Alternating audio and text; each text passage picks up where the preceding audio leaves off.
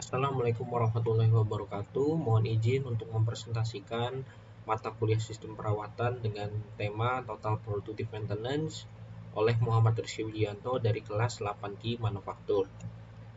Yang pertama, Total Productive Maintenance. Maintenance atau perawatan sama seperti merawat seorang anak. Tiap hari kita tidak perlu memerlukan dokter.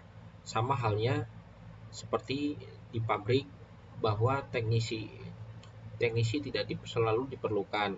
Produksi operator harus memikirkan bahwa mesin itu sama halnya seperti ibu merawat seorang anak.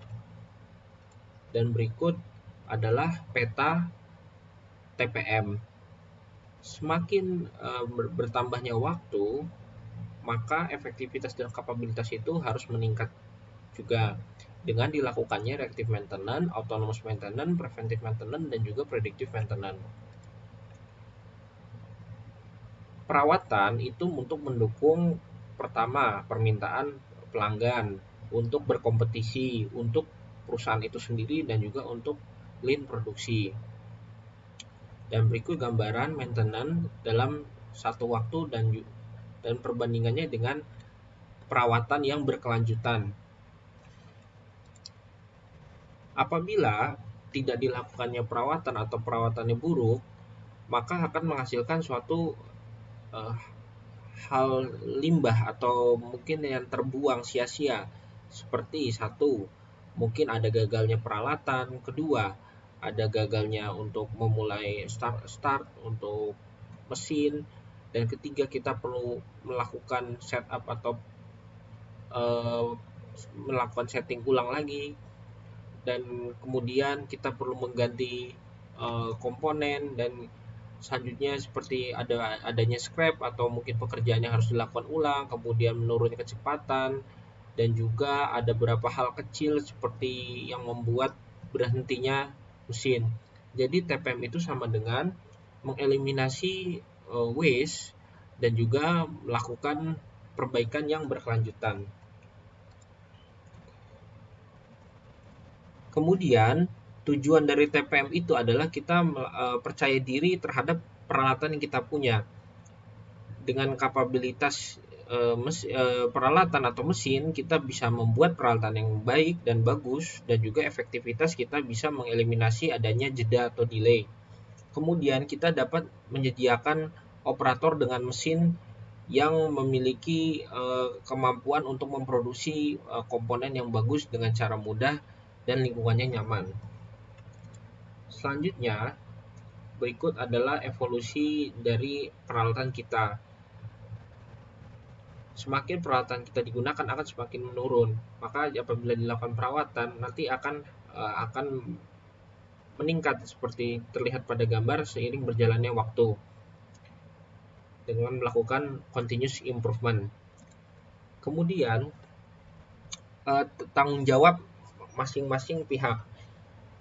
Produksi tugasnya misalkan top up fluid atau melakukan pengisian cairan atau yang dibutuhkan seperti oli dan sebagainya, melakukan perawatan secara umum, membersihkan interior atau lingkungannya, kemudian mengawasi kondisi mesin, dan terakhir adalah memanggil maintenance atau teknisi apabila dideteksi suatu masalah yang dicurigai munculnya akan masalah. Kemudian teknisi melakukan perawatan yang spesifik dan juga melakukan perbaikan yang berpotensi akan munculnya masalah, serta mengeliminasi akar dari masalah tersebut. Manufacturing engineering jadinya adalah meningkatkan perawatan dan juga keselamatan. Apa itu OEE? OEE adalah Overall Equipment Effectiveness atau rata-rata efektivitas peralatan, yaitu rumusnya dalam persen adalah availability rate dikali performance rate dikali quality rate. Dan bagaimana kita menghitungnya? Cara menghitungnya adalah seperti contoh pada gambar. Apabila working time 1440 menit atau 163%, dan waktu yang tersedia hanya 885 menit atau 100%, waktu bekerja atau 765 menit, caranya adalah 765 per 885, berarti didapatkan bahwa 86%. 120 menit yang digunakan itu apabila kita perlu setting atau mengganti mata bor dan sebagainya, atau permulaan. Dan kemudian untuk waktu produktif, cara menghitungnya adalah waktu yang dibutuhkan ini misalkan 120 menit. Kemudian misalkan waktu yang apabila ada masalah dan sebagainya perlu pengaturan ulang 280 menit. Maka di total adalah 485 dibagi 765, maka didapatkan 63%. Dan kemudian effective time untuk menghitung quality rate apabila ada tambahan lagi pekerjaan ulang atau ada scrap dan sebagainya, berarti 445 menit dibagi 485, jadi 92%. Jadi OEE yang total ini adalah 50%. Jadi ini ada formnya, setiap dilakukan suatu maintenance, dilakukan pengisian sheet penghitungan kalkulasi. Nah, kemudian kita setiap melakukan maintenance kita hitung efektivitas ya, atau yang memakan efektivitas itu sendiri. Misalkan ada setup, ada pengaturan, ada misalkan mesinnya breakdown, atau misalkan ada mesin berhenti atau ada jeda, kecepatan, ada cacat dan sebagainya, kita hitung. Kemudian kita identifikasi apa yang membuat pengurangan efektivitas. Selanjutnya, manakah yang membuat masalah itu yang harus kita perbaiki atau kita kurangi. Nah, kemudian kita temukan misalkan yang memiliki peluang untuk memberhentikan produksi atau membuat masalah, yaitu seperti ini. Dan selanjutnya adalah kapabilitas. Kapabilitas itu adalah toleransi yang mesin dapat lakukan pada harian. Jadi mesin yang tidak mampu atau tidak capable adalah mesin yang sudah habis masa toleransinya dari komponennya itu sendiri. Ada dua karakteristik dari kapabilitas mesin. Yang pertama, akurasi. Kita lihat apa yang bisa kita dapatkan, presisi. Apakah kita mendapatkan hasil yang sama ketika diulang terus. Ini adalah contoh apabila mesin tidak akurat tapi presisi. Selalu hasilnya sama tapi salah. Apabila akurat tapi tidak presisi, rata-rata bagus.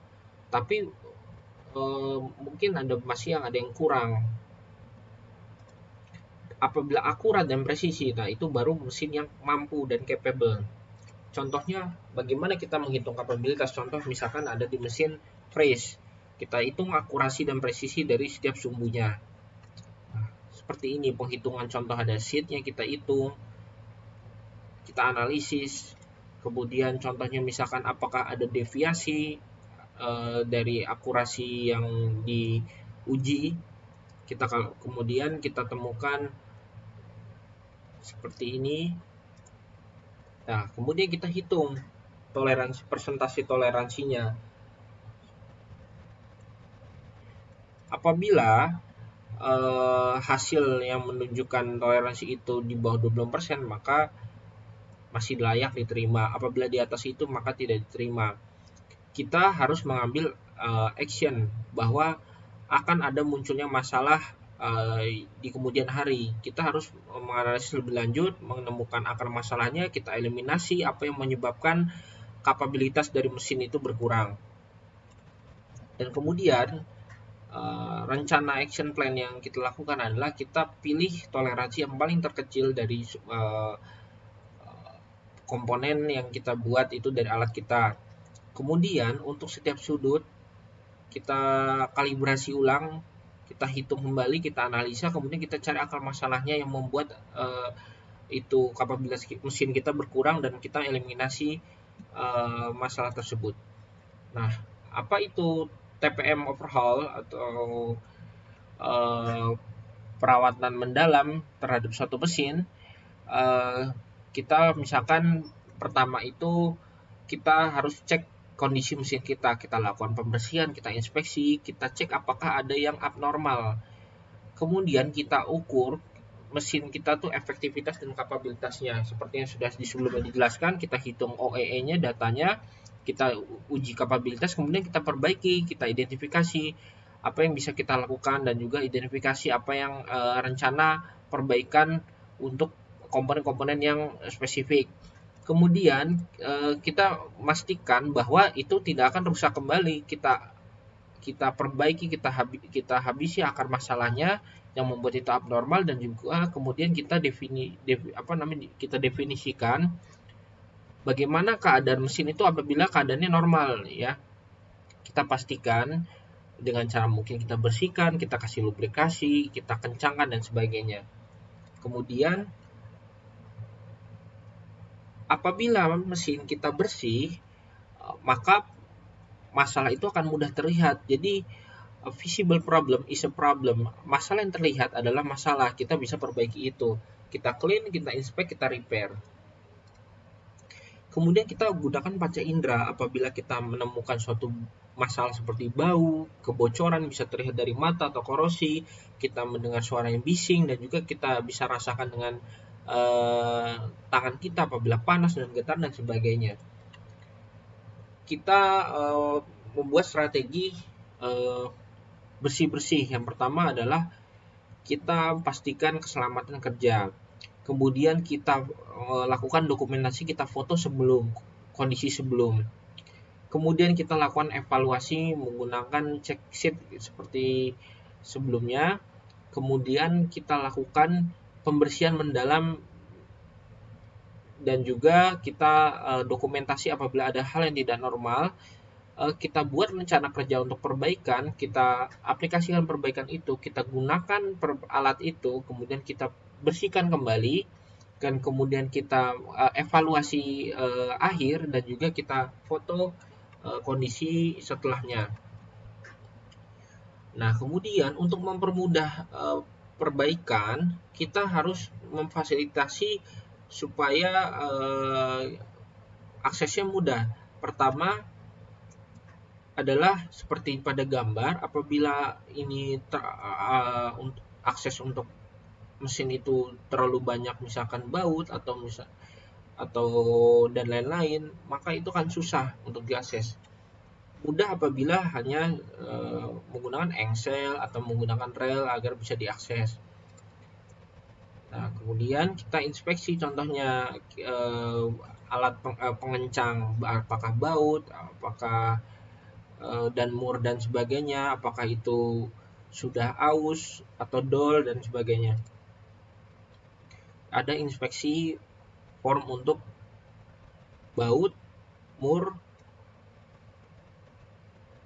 dan juga contohnya ini apabila kita mempunyai alat mesin, kita posisinya tuh ergonominya jangan terlalu jauh. Contoh alat untuk memberhentikan stop itu posisikan dekat dengan kita, jangan taruh jauh, dan juga jangan menaruh alat atau benda yang menghalangi akses dari peralatan itu. Kemudian kita implementasikan standar, yaitu misalkan lambang-lambang, apakah itu hidrolik, apakah lambang itu ada bahaya, ataukah ada lambang itu pneumatik dan sebagainya. Kita identifikasi bagaimana kondisi normal apabila mesin itu beroperasi. Ikut standar-standar yang perlu diterapkan. Kemudian